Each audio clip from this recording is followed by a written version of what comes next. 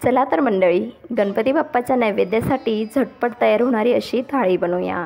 त्याच्यात आपण व्हेज पुलाव, चटपटीत सुक्के दम आलू, चवळीची भाजी, शेवयांची खीर आणि कोशिंबीर, सलाड आणि गव्हाच्या पिठाचा लच्छा पराठा बनवणार आहोत। अगदी सोपी, सिंपल, लवकर बनणारी थाळी आहे।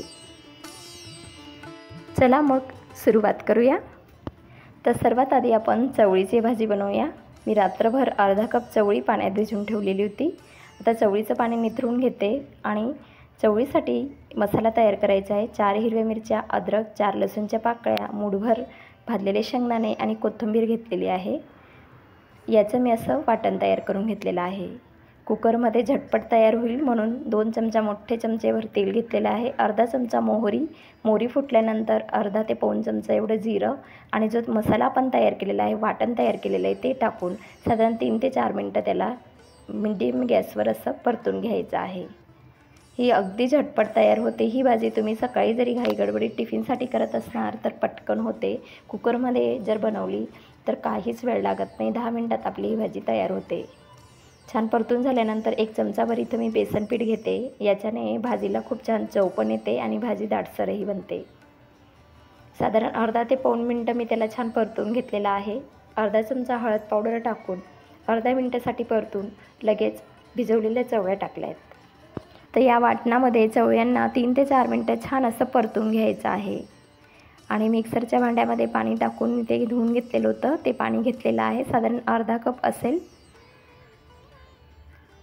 आता आपल्याला पाहिजे तेवढं पाणी इथं ॲड करू शकते। तुम्हाला किती रस्सा पाहिजे तेवढं पाणी तुम्ही टाकू शकतात। मी परत अजून अर्धा कप एवढं पाणी टाकलेलं आहे। ग्लासने जर म्हटलं तर 1 ग्लास पाणी मी इथं टाकलेलं आहे। चवीनुसार मीठ टाकते आणि आता झाकण लावून मोठ्या गॅसवर 1 शिटी होऊ द्यायची आणि नंतर मीडियम गॅसवर 1 शिटी होऊ द्यायची। 2च शिट्ट्या होऊ द्यायच्या, जास्त शिट्ट्या करायच्या नाही, नाहीतर चवळी गळून जाईल। बाकी चवळी वाफेतच शिजून जातात।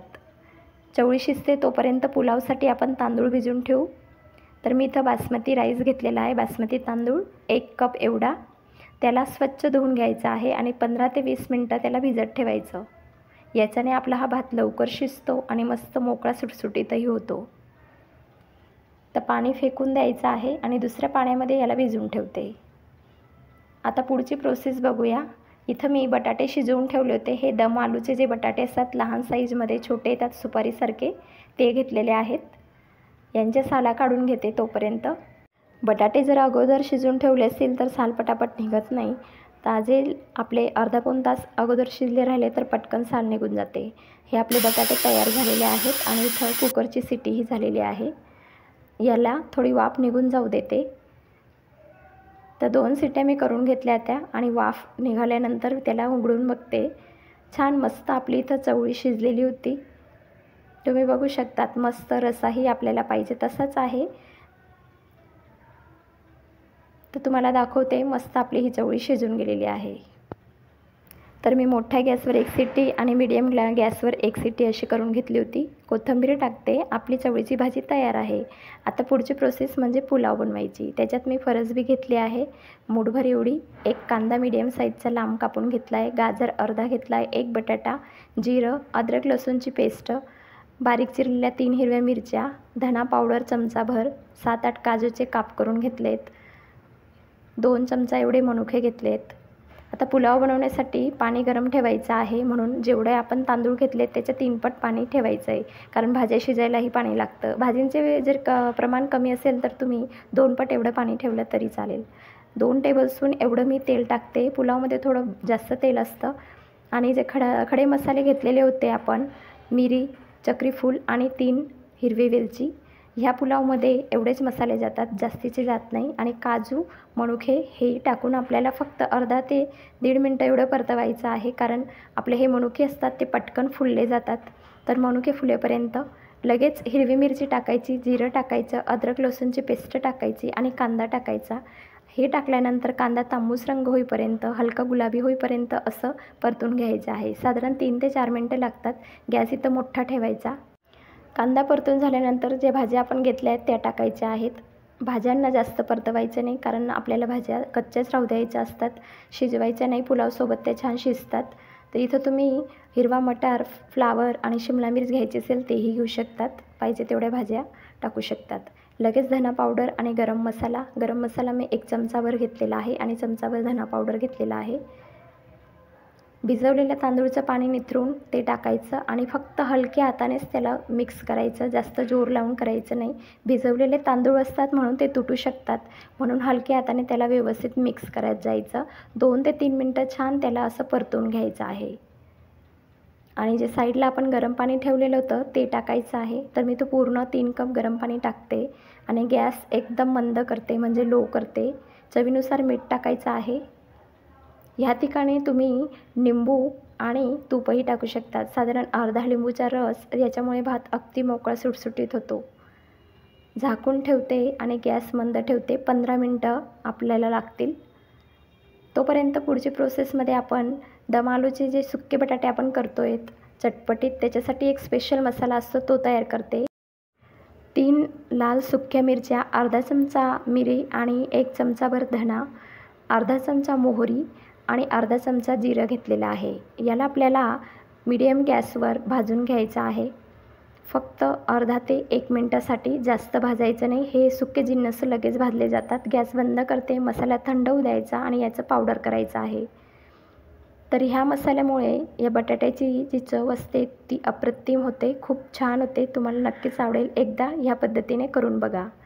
मसाला आपला तयार आहे आणि आपला इथं पुलावही तयार झालेला आहे. तर पुलाव कधीही गरम गरम असं त्याला मिक्स करायचा नाही, तुटू शकतो. त्यामुळे त्याची वाफ जाऊ द्यायची आणि काटा चमच असतो त्याच्यानेच पुलाव चेक करायचा. तर हे बघा, अशा पद्धतीने आपला हा सुटसुटीत मस्त व्हेज पुलाव तयार झालेला आहे. आता याच्यात आपण मस्त बारीक चिरलेली कोथिंबीर टाकू. याला जास्त मिक्स करणार नाही, थोडी वाफ निघून जाऊ देते आणि पुलाव आपला इथं शिजलेला आहे व्यवस्थित. बारीक चिरलेली कोथिंबीर टाकते. आता पुढच्या प्रोसेसमध्ये आपल्याला चटपटीत दम आलू बनवायचे आहेत. त्याच्यासाठी 2 मोठे चमचे तेल घेतलेलं आहे, अर्धा चमचा जिरं आणि जिऱ्याला फुलू देते. लगेच त्याच्यामध्ये बारीक चिरलेला अद्रक लसूण टाकते. बारीक चिरलेला आहे, कटरने कट केलेला आहे. तर शक्यतो कापूनच टाकायचं ह्या भाजीमध्ये. आणि 1/2 चमचा एवढी हिंग घेतली आहे. अद्रक लसूणला तांबूस रंग होईपर्यंत परतून घ्यायचा आहे. आत्ता अर्धा चमचा मी इथं लाल तिखट टाकते, 1/2 चमचा हळद टाकते आणि 1/2 चमचा एवढा गरम मसाला घेतलेला आहे. धना पावडर नाही घेते, धना आपण मसाला जो बनवला आहे त्याच्यात टाकलेला होता. तर छान असं त्याला मिक्स करून घेते आणि लगेचच आपले दम आलूचे शिजवलेले जे बटाटे आहेत ते टाकलेले आहेत. आता व्यवस्थित याला मिक्स करून घ्यायचं आहे. मसाल्याची पूर्ण कोटिंग होईल अशा पद्धतीने टॉस करा किंवा मिक्स करा. छान अशी कोटिंग झालेली आहे. तयार केलेला जो मसाला होता आपण, स्पेशल जो दम आलूचा मसाला असतो सुक्का दम आलूचा, तो टाकते. 2 चमचे एवढा मी टाकलेला आहे आणि परत एकदा असं टॉस करून घेते. 3 ते 4 मिनटं छान असं त्यांना परतून घ्यायचं आहे. पूर्ण बटाट्यांना छान मसाल्याची कोटिंग होते, वरून ते क्रिस्पी बनतात. आता चवीनुसार मीठ टाकते, कोथिंबीर टाकते बारीक चिरलेली. कोथिंबीरच्या दांडाही इथं बारीक चिरून टाकल्या तरीही चालतील, तेही खूप छान लागतात ह्या बटाट्यांमध्ये. तर इथं आपले हे सुक्के चटपटीत दम आलू तयार आहेत. वरून कोथिंबीर टाकते आणि आता पुढची प्रोसेस बघूया, ज्याच्यात मी बनवत आहे शेवयांची खीर. तर खीर बनवण्यासाठी पातेल्यामध्ये सुरुवातीला ड्रायफ्रूट्स भाजून घेते. 1 चमचाभर तूप घातलेलं आहे आणि इथं मी काजू, बदामचे तुकडे आणि मनुके घेतलेले आहेत. तुम्हाला कमी जास्त जेवढे हवेत तेवढे तुम्ही घेऊ शकतात. मी 3 काजू, 2 बदाम आणि 10 ते 12 एवढे मनुके घेतलेत, भाजून घेतलेत. साईडला मी अर्धा लिटर एवढं दूध ठेवलेलं आहे तापायला. आता ड्रायफ्रूट्स भाजून काढून घेतलेत, त्याच्यातच मी 2 चमचाभर तूप टाकलेलं आहे आणि अर्धा कप शेवया टाकलेल्या आहेत. शेवयांना आपल्याला मस्त रंग बदलेपर्यंत भाजून घ्यायचा आहे. आता या गडद दिसत आहेत, तर यांचा हलका हलका रंग असं व्हाईट दिसायला लागेल तोपर्यंत आपल्याला भाजून घ्यायचं आहेत. मस्त शेवया भाजल्यानंतर जे दूध साईडला गरम ठेवलेलं होतं ते टाकलेलं आहे. साधारण 2 कप एवढं ते दूध आहे. शेवया टाकून छान असं ढवळून घ्यायचं आहे. आता वेलची पूड मी इथं घेत आहे. वेलची पूड टाकल्याने शेवयांची चव छान येते आणि चवीनुसार साखर टाकायची. तर इथं पाव कप एवढी मी साखर टाकलेली आहे, तुम्ही कमी जास्त करू शकतात. एकदा असं ढवळून घ्यायचं. गॅस एकदम लो ठेवायचा. 10 मिनटासाठी शेवयांना शिजू द्यायचं आहे. तर 10 मिनटानंतर आपल्या ह्या शेवया अशा पद्धतीने तयार झालेल्या आहेत. तर खीर तुम्हाला किती पातळ आणि किती घट्ट पाहिजे त्यानुसार तुम्ही तयार करा. काही जण पाणीही टाकतात खीरमध्ये, मी फक्त दुधापासून तयार केलेली आहे आणि ड्रायफ्रूट जे आपण परतून ठेवले होते ते टाकलेत. मस्त आपली ही खीर तयार आहे. बाप्पाच्या नैवेद्याचा हा गोड पदार्थ तयार झाला. आता आंबटमध्ये आपण मस्त कोशिंबीर बनवतो आहे. दही आहे, ही दही घट्ट आहे म्हणून थोडंसं पातळ करायचं आहे म्हणून पाणी टाकते. साधारण 3-4 चमचे एवढं पाणी टाकलेलं आहे आणि याला पातळ करून घेते, कारण आपल्याला याच्यातमध्ये गाजर, काकडी आणि कांदे टाकायचे आहेत. तर कापलेले गाजर, काकडी आणि कांदे इथं टाकते. अजून हिला चटपटीत बनवण्यासाठी तुम्ही इथं चाट मसालाही टाकू शकतात.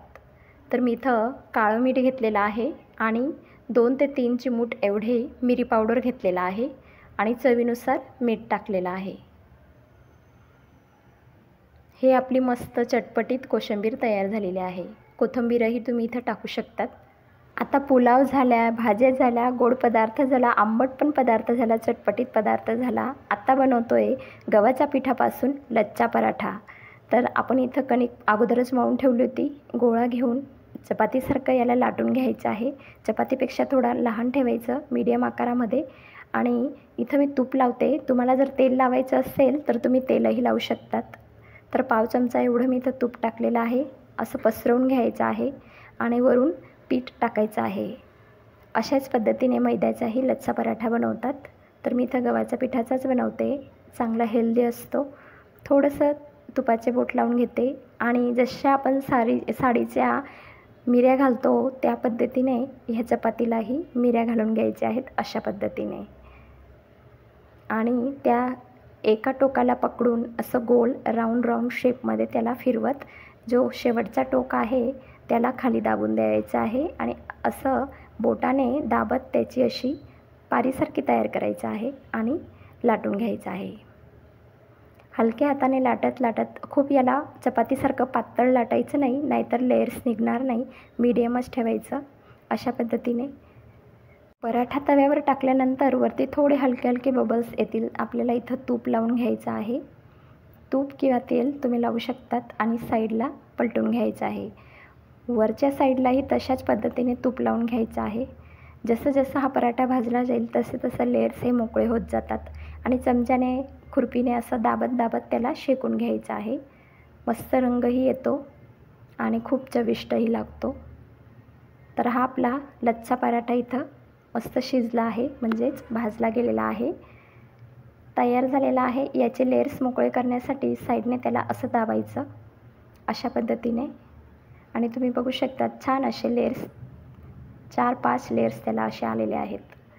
चला मग लच्छा पराठाही आपला तयार झाला आहे. ताट तयार करून घेऊ. व्हेज पुलाव, वरून डाळिंब, मस्त चटपटीत सुक्के दम आलू, चवळीची भाजी, गोड पदार्थामध्ये खीर, कोशिंबीर, सलाड आणि हा आपला लच्छा पराठा. तर ही थाळी कशी वाटली तुम्हाला आणि काही कमी जास्त असेल तर मला कमेंट करून सांगायला विसरू नका. रेसिपी जर तुम्हाला आवडली असेल तर व्हिडिओला लाईक आणि चॅनलला सबस्क्राईब करा, म्हणजे जे बी मी रेसिपीज नवनवीन अपलोड करेल तर त्याचे नोटिफिकेशन तुम्हाला येईल. चला मग भेटूया अशाच मस्त आणि जबरदस्त रेसिपीसहित. तोपर्यंत स्वस्त रहा, मस्त रहा. धन्यवाद.